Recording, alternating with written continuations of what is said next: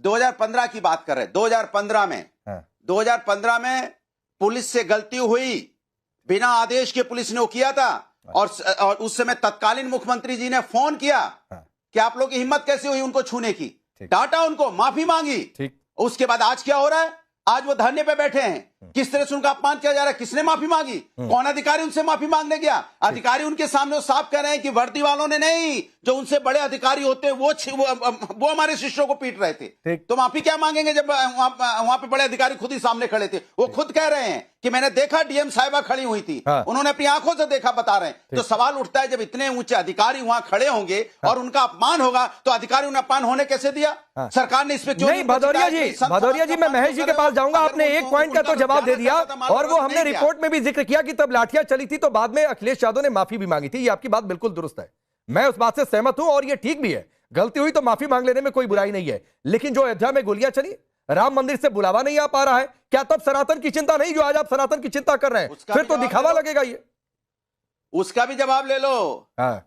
उसका जवाब ले लो। जवाब लेके जाना, भागना नहीं। आपको याद होगा उस समय के तत्कालीन मुख्यमंत्री सचिव नृपेंद्र मिश्रा जी अपने इंटरव्यू में, जो ट्रस्ट, जो अयोध्या ट्रस्ट के, मंदिर ट्रस्ट के चेयरपर्सन है, उन्होंने कहा था कि गोली मुख्यमंत्री के चलाने से नहीं चली थी, गोली वहां के तत्कालीन जो वहां पे डीएम थे उन्होंने चलाई थी। और याद होगा आपको, ये मैंने नहीं बोला, उन्होंने बोला था। भदौरिया जी, आपके नेताओं ने कहा है कि गोली चलवा देते और भी जो करना होता कह देते।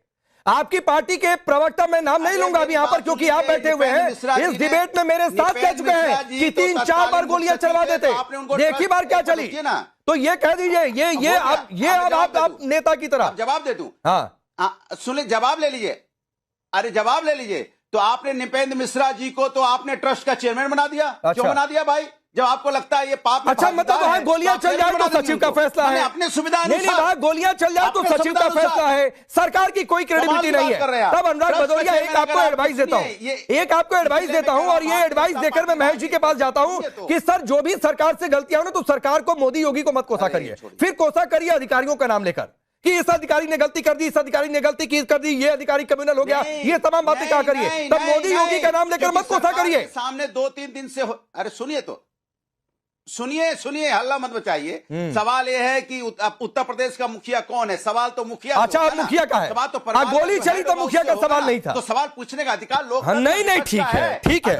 अब महेश वर्मा जी, अब मुखिया कौन है इसका सवाल है, लेकिन जब गोली चली तब मुखिया का सवाल नहीं, तब मुख्य सचिव का सवाल हो जाएगा, तब मुख्य सचिव का सवाल आ जाएगा। और सवाल पूछना है कि सनातन की ये लड़ाई क्या दिखावे वाली है, या फिर इन्हें वाकई सनातन की चिंता है, जो अभी मुक्तेश्वरानंद को लेकर अनुराग भदौरिया बार बार कह रहे हैं। आपको बधाई, मैंने सरकार फंस रही है। तो आप चले गए वहां, अयोध्या में गोली चली तो चले गए वहां पे 2015 में, लेकिन इतने जल्दी राम ज्यादा हो जाएंगे, आप एक मिनट सुनिए अनुराग, हमें विश्वास नहीं था। 2015 में जो इन्होंने इलाहाबाद हाई कोर्ट के आदेश के हवाले से मार के यही आदि विमुक्तेश्वरानंद जी को अधमरा कर दिया था, आज वो आपके दर्शकों के आगे कैसे सफेद झूठ बोल रहे हैं। समझ में नहीं आ रहा है कि ये लोग जो है, ये वही लोग हैं जो राम भक्तों की सीना छलनी करते हुए नजर आए, फिर राम मंदिर के निमंत्रण को ठुकराते नजर आए। और आज जब न्यायालय के आदेश की पालना यहाँ पर प्रशासन ने नोटिस के जरिए कहीं उनको आमद किया है, उनको आमंत्रित किया है कि बता दीजिए कि आपका शंकराचार्य लिखने का कारण क्या है, जिसपे सुप्रीम कोर्ट ने ये कहा था 2022 में कि पट्टाभिषेक पे जो है संपूर्ण रूप से रोक लगाई जाती है। ठीक है, तो शंकराचार्य का मतलब क्या रह गया फिर? और आप शंकराचार्य किस आचार्य प्रमोद कृष्णम हमारे साथ जुड़ गए हैं। आचार्य प्रमोद कृष्णम जी, अनुराग भदौरिया ने तमाम बातें कहा हमने लाठी चलवाई थी तो हमने माफी भी मांग ली। अच्छा, गोली चलाने वाले पर कह रहे हैं कि ये तो फैसला था मुख्य सचिव का, तब सरकार की कोई किस्सा गोई नहीं थी, अब सरकार की किस्सा गोई हो रही है। सवाल यह है कि ये लड़ाई सियासी है या फिर सनातन वाली है? देखिए, ये योगी आदित्यनाथ जी को बदनाम करने की एक बहुत बड़ी साजिश है, क्योंकि कांग्रेस पार्टी और अनुराग भदौरिया जी की जो पार्टी है, और उसके माथे पे एक लेवल लग गया है हिंदू विरोध का, सनातन विरोध का, संतों के विरोध का। तो जितने भी घटनाक्रम हुए हैं उनसे ये प्रमाणित होता है ये प्रूव होता है कि कांग्रेस पार्टी हो या समाजवादी पार्टी हो, ये हिंदुओं के समर्थन में कभी आवाज इन्होंने नहीं उठाई। राम मंदिर का इशू हो, काशी का इशू हो, मथुरा का इशू हो, या श्री कल्की धाम के निर्माण पर पाबंदी लगाने की बात हो, या शंकराचार्य अभिमुक्तेश्वरानंद जी पे काशी में लाठी बरसाने की बात हो, ये सब अखिलेश यादव जी के जमाने में हुआ। अब मैं उस विषय को थोड़ा सा ज्यादा जाना नहीं चाहता पीछे। मैं ये कहना चाहता हूँ, शंकराचार्य हैं या नहीं है ये अलग विषय है, लेकिन अभिमुक्तेश्वरानंद जी एक अच्छे तपस्वी महात्मा हैं।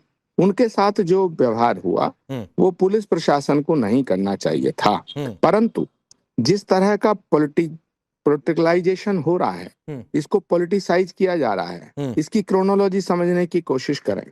अचानक अखिलेश यादव का फोन तो आया नहीं। कांग्रेस पार्टी के दिल्ली के दफ्तर में 2-2 दिन लगातार इस पे प्रेस कॉन्फ्रेंस हो रही है। आज हिंदुओं में एकता को खंडित करने के लिए ये आरोप योगी आदित्यनाथ जी के ऊपर लग जाए कि वो हिंदू संतों का अपमान करते हैं और संत 2 भागों में विभाजित हो जाए, ये है इनका मोटिव। समाजवादी पार्टी भदौरिया जी से मैं पूछना चाहता हूँ, भदौरिया जी जिस पार्टी के लिए इतना प्राण दे रहे हो, इसने आपको कुछ नहीं दिया, ये कुछ भी नहीं देंगे आपको, तो चक्रव्यूह में घुसा करके अभिमन्यु की तरह आपको शहीद करा देंगे।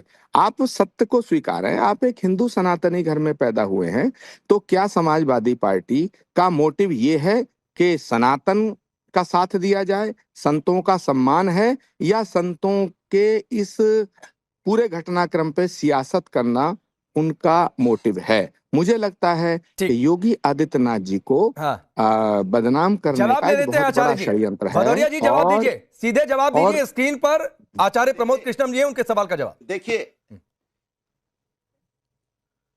देखिए स्वामी जी, अब आपको भी हमें लगता है परिचय के लिए आपको भी प्रमाण पत्र लेके नहीं घूमना पड़ेगा कि आप आचार्य प्रमोद कृष्णम हैं। ये हम लोग जानते हैं तो हम लोग बोलते हैं। आप कोई आदेश आपको अगर डीएम साहब कोई लिख के दे दे कि आपको दिखाना पड़े तो शर्म की बात होगी। दूसरी बात, आपने कहा मैं बिल्कुल अभिमन्यु की तरह अपने सनातन धर्म को बचाने के लिए, संत समाज के लिए शहीद हो जाऊं तो हो जाऊं, मुझे कोई दिक्कत नहीं है। अगर सनातन की आवाज उठाना, संत समाज के सम्मान की आवाज उठाना शहीद होता है तो हो जाए, कोई दिक्कत नहीं। दूसरी बात, मैं आपसे पूछना चाहता हूं, जिस तरह का अपमान अभिमुक्तेश्वरानंद सरस्वती जी के साथ हुआ, उनके शिष्यों के साथ हुआ, वो हम कहते हैं शंकराचार्य जी नहीं है, मान लिया संत हैं, तपस्वी हैं, क्या उनके साथ अपमान होना चाहिए? हम उनकी आवाज उठा रहे हैं तो क्या हम गलत कर रहे हैं? क्योंकि हमने पहले बोला था समाजवादी लोग कभी भी धर्म की राजनीति नहीं करते, विकास की राजनीति करते हैं। लेकिन जब हमारे धर्म के सम्मान की बात होती है, साधु संतों के सम्मान की बात होती है, जब सनातन सम्मान की बात होती है, हम आवाज उठाते हैं, क्योंकि वो हमारा अधिकार है। क्योंकि हम अपने धर्म में संतों का अपमान होगा तो आवाज उठाएंगे।